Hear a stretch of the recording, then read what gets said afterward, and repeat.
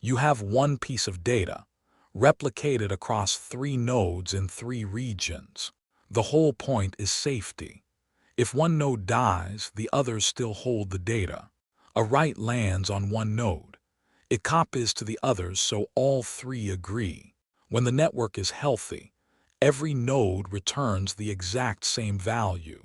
There are 3 properties you want here: consistency, availability, partition tolerance. Consistency means every read sees the most recent write. One shared truth. Availability means every request gets an answer.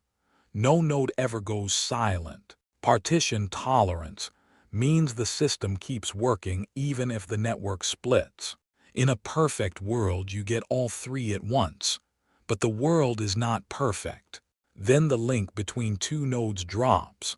A partition splits the cluster in half. Now a write hits one side.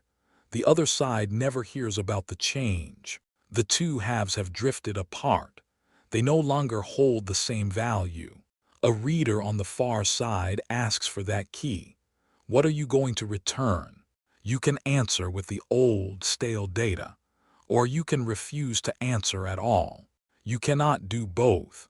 Fresh and available at the same time is impossible here. During a partition, every choice hurts. This is a nightmare of trade-offs. The CAP theorem names the rule. When a partition hits, you pick 2 of the 3. But here is the catch. Partitions are not optional. Networks fail all the time. So P is always on the table.